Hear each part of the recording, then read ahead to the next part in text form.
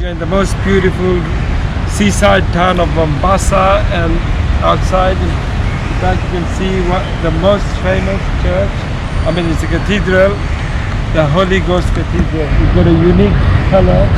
You're not allowed to get in, but this is how it is from the outside, and it operates whole day with masses from morning to evening in different languages.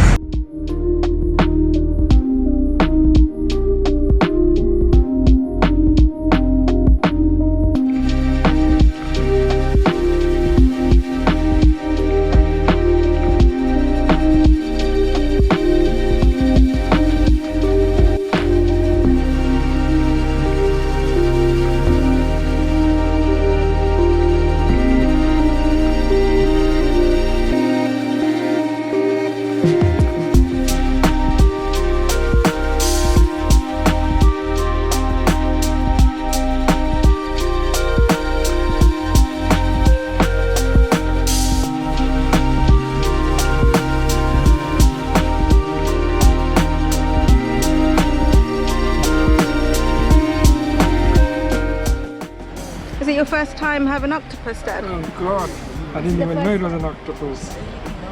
And I'm not sure really you should be having this. These are endangered, I think. Don't say that. So, Okay, try a little bit. I don't know what. Where do you start? It's like having rubber. Yeah. So sad.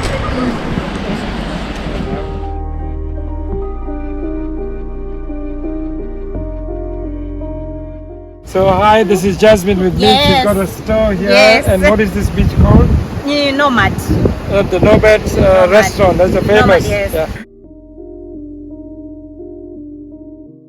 And you're not very expensive, are you? No, I'm not expensive. No, you are pole. Yeah, I'm pole. Yes. Yeah. Also, you can negotiate. Yes. And then I say, okay. Yeah. Okay. But now you're going to do one fixed price, so anybody can come with no tension. No. No tension. Okay, so we arrived in Mombasa at a very historic venue called the Goan Institute, one of the oldest Goan clubs in the world, perhaps. So let's go in and meet the members.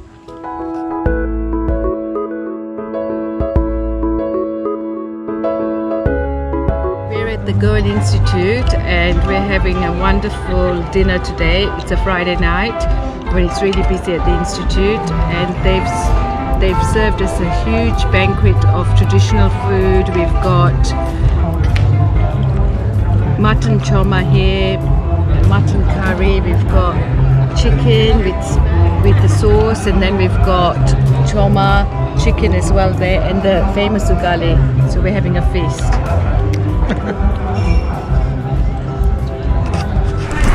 So this was Mr. Aprio, it was his brainchild together with other people, yeah, to start up the club in Mombasa. And then as time went on, that's my dad. So he's the one who took over. And my name is Larian Aprio. Okay. My grandfather was born in 1901. My great-grandfather came here in 1895. Wow. They were the Nazareth brothers. Okay. They were the first caterers for the East African refugees. They were born in Goa. Okay, you were born here? I'm third generation born here. So my dad's mom was born here. My dad and all his siblings were born in Mombasa. My mom also was born here. So this is like your home?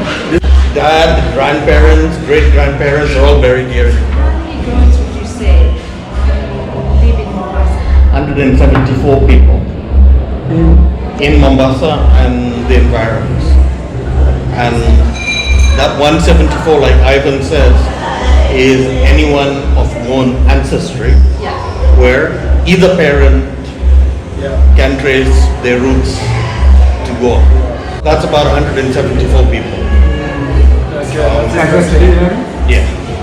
Because we keep that census and we keep it going. Part of the Goan tradition. In other words, everybody must learn to play hockey as much as you can if you love your rice and curry. Absolutely. You know, and I will share you later on, and maybe already in contact with the guys in Dar es Salaam. Yes. there are some girls that they have a hockey team and they're actively promoting the sport. They're called Black Mamba. Black Mambas. Having Antao's contribution to athletics in Africa. He was one of the earliest to win a gold medal. He was the first medalist for Kenya. first gold medalist in the Commonwealth Games to bring fame To Africa. If Jomo Kenyatta was younger, and if Julius Nyerere didn't have his policy of nationalizing everything, today East Africa would have been even better than South Africa. So those three things. We had one currency, we had one education system, we had one infrastructure. The East African, of course, the East African railways and harbours. We had the East African shilling. What was the land donated to the Goans? The land He donated land here, he donated land to the old club, and he donated it to the school. 3 properties. Wow. Story has to be And then told. what was the affiliation with the Goans specifically? Sorry, what? What was the affiliation between the Goans and He was why a the friend. Goans? He was a friend of the Goan. He was a friend. I look at it this way. He was a friend of progress, friend of going on. All these sports grounds all around here were his, and they were donated to different He was to communities. the Goans. He's donated. He saw it. He's got his own trust. Just tell me, we are at the Mombasa Institute. Yeah. Where are you from? And how I'm did you from- recognize me? I saw you on YouTube. YouTube. Okay, where are you from? I'm from Canada. Okay, Yeah, and- originally from Mombasa. And you got your relatives here, friends here, Yeah, cousins I've got here? friends. Yeah, friends. connect. Very old friends, relatives. village mate here. So where in Goa are you from? Which part of Goa? Yeah. From Bailey. Oh wow, he's from Delhi Yeah, as well. from Bailey. Yeah.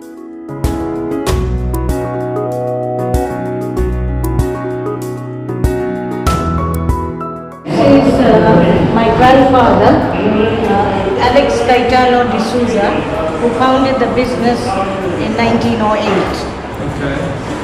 He came from Goa in India in a dhow which took 3 months in those days, in 1896. When he landed in Mombasa, he landed at the old port, which was near the Fort Jesus. And then he took up a job at the Chini Club, the Mombasa Club, and he worked there for some time. Later, he worked at a place called Smith Mackenzie, which was a shipping company, and it was not far from here. Then later, he got the idea to open the bar, the Kilindini bar, because the Kilindini port was developing, and the railways.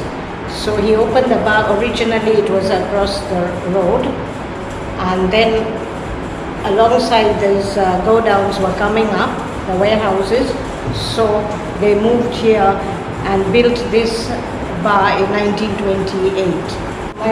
That's my grandmother. She came later after my grandfather. She had a son in Goa, so then she came later. That's my father, Ambrose Lawrence D'Souza. He was born in Mombasa and he went to the same school as us, Star of the Sea. So when he was born in Mombasa, he used to go to school with his sister in an open railway trolley because there were no roads. There were wild animals on the road, and it was very risky. My mom is a teacher by profession. She taught at the Goan High School here in Mombasa, but later she gave up in helping because the business was doing well. My mom is Catherina D'Souza. My father passed on in 1989, handing it over to my sister. She passed on in 2013, passing it on to us.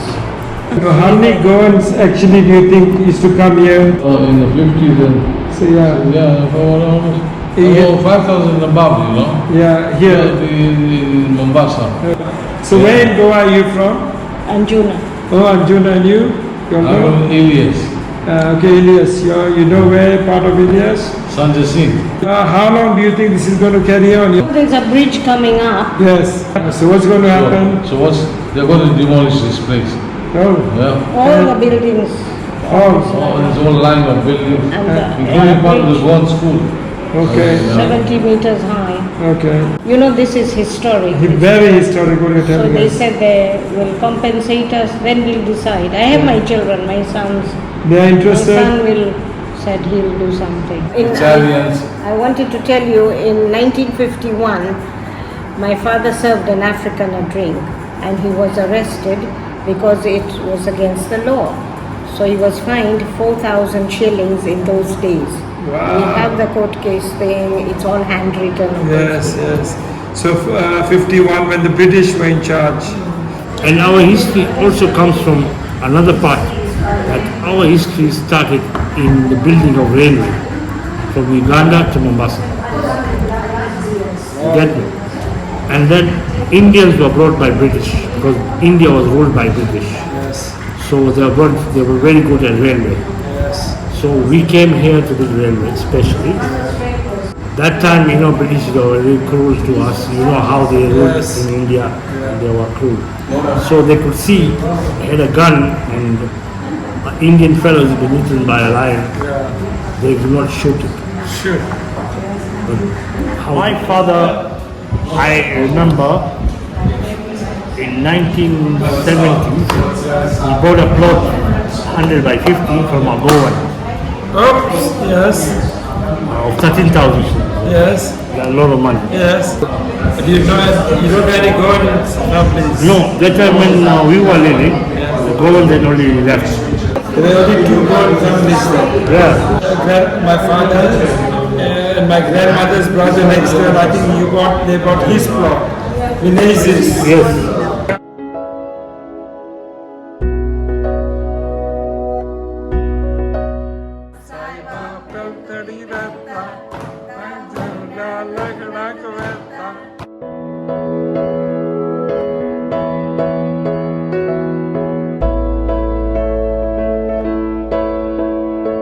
Goan around the world. Go around the world. So anyway, thank you so much. Thank you so much.